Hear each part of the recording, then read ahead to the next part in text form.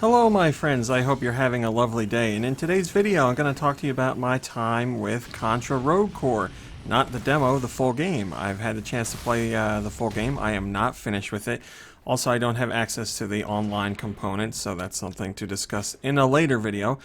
But, I'm not in a place to review it, but I thought I could give you some impressions of my time. If you watched my video where I played the demo, you saw that I went in skeptic and came out really interested. And that stayed the same with my time with the full game. I'm really enjoying it. I honestly am. It is one hell of an ugly looking game. But outside of that, I'm legitimately surprised by how much I'm really enjoying the game. So I've really taken my time with the experience so far. I've put in like 2.5 hours, and I've finished up the first set of levels. So it's that I think that's 5 different levels. But really, it's just 5 locations within the same level, and they each have a slightly different objective. So it's like, go in and make your way to the end. Go in and collect these canisters. Go in and defeat the boss. But, all the levels are pretty much just go and shoot a whole bunch of guys and try and stay alive. It's just, lots of shooting enemies, which is Contra, so that's fine by me. I actually like the mission structure. It feels fun.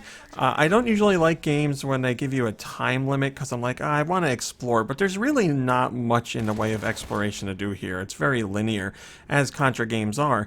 So you have your time limit to go through the level, and you try and make it through in the best time possible, and that'll get you a bonus ranking at the end. But yeah, it's just shooting and collecting power-ups and some, minor objective. Like the most involved objective so far in one of the levels was there's like these 12 weird pods that are like enemy generators, and you have to find them all and destroy them before you can exit the level. And they're not hard to find, they're not hidden or anything, they're all in the natural path, you're gonna walk anyway, but they send out a lot of enemies and things get hectic, so that's like, the focus of the mission. But it's fun, it's just crazy, over-the-top fun. I really can't stress this enough. The weapons in Contra Road Corps feel really good. I don't know if it's a combination of just how they feel when you fire them or the sound effects that go with them, but just the gunplay feels really good. It's engaging. It makes every encounter that you get into that much more visceral. And I don't know the magic that goes into making a weapon feel good in a game, but obviously that's really important in Contra, and it feels good here. Also, something I was really nervous about going into the game and am totally fine with now is the overheating mechanic. So, for those who don't know, your weapons overheat and force you to switch over to a sub-weapon or some other kind of attack. So you can't just lay on the fire button with one weapon the whole time. And, that's very un-Contra in my opinion, because that's how Contra's played. You just literally hold down the fire button and run. But I guess they wanted to change things up and make the gameplay a little more interesting. And that may be upsetting to longtime Contra fans who are very rooted in what the series has been and don't think that that should change. And I can't fault people for being upset with that. Like I said, I was nervous about it beforehand, but I really like it because it keeps the it adds another layer to the gameplay, to the shooting aspect of the gameplay, because you have to use more tactics when you're running around. You can't just keep laying on the button because eventually your gun is going to overheat.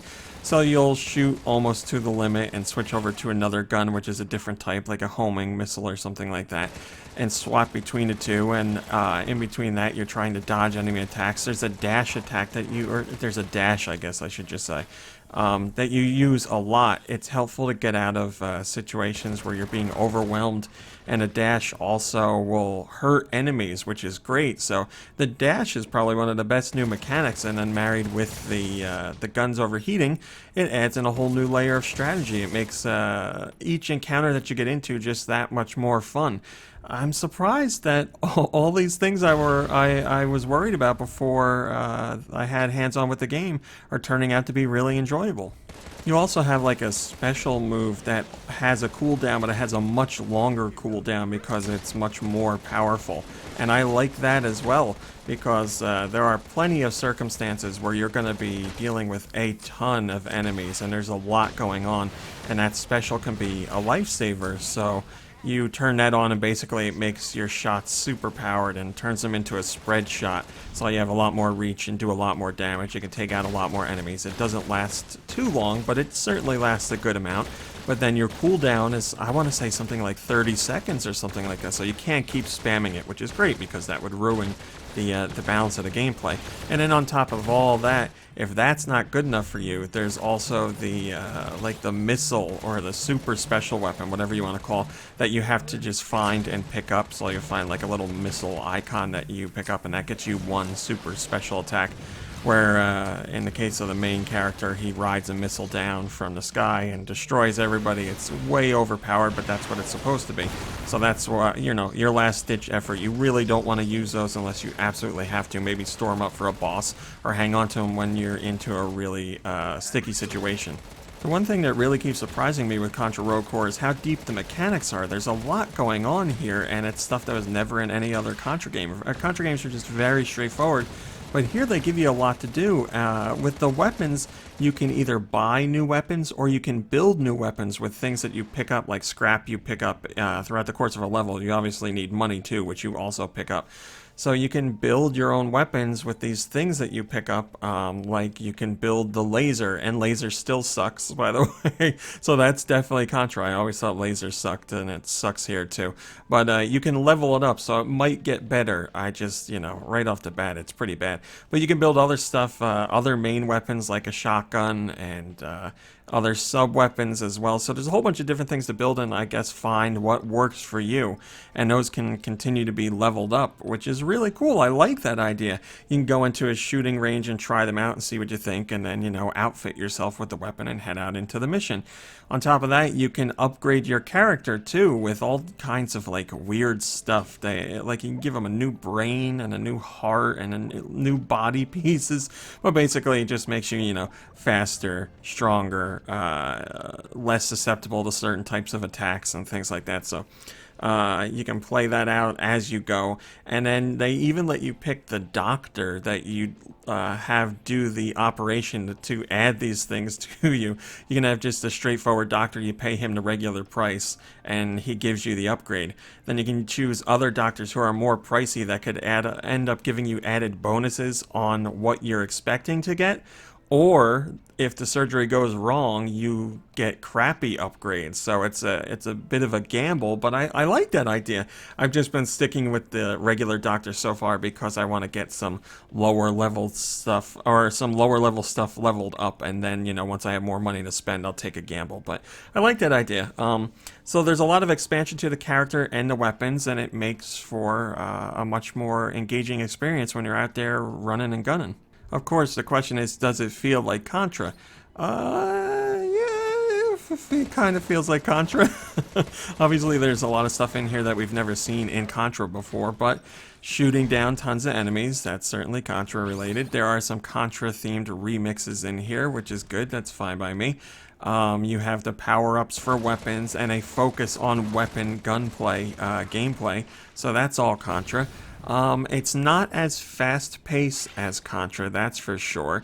And, you know, Contra didn't really have a mission structure. It was literally start at the level, finish the level, and that's it.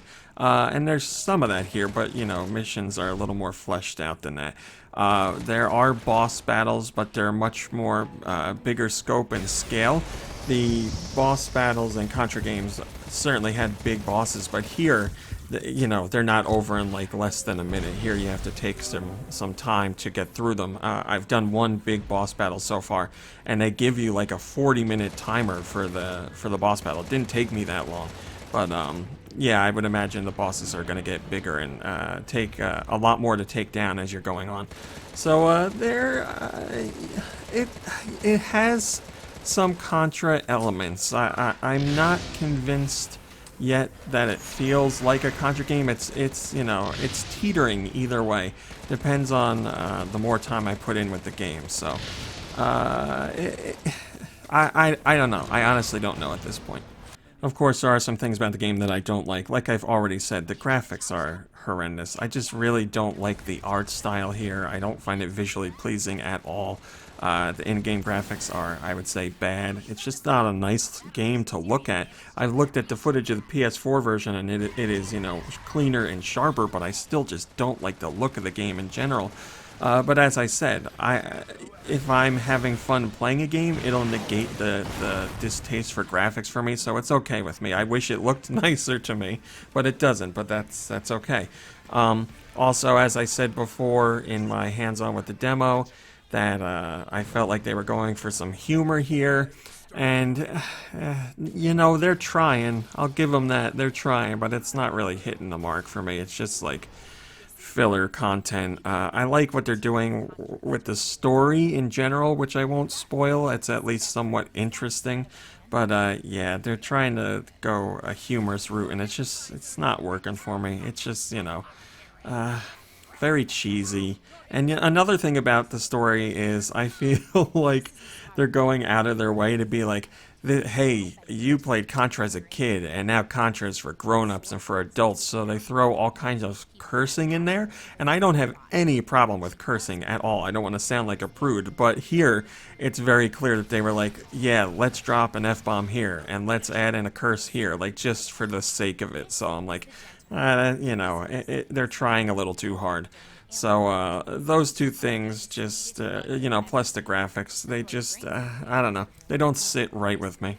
The other thing I will say is that it feels like there's some lag in the controls, and I don't know if I'm crazy.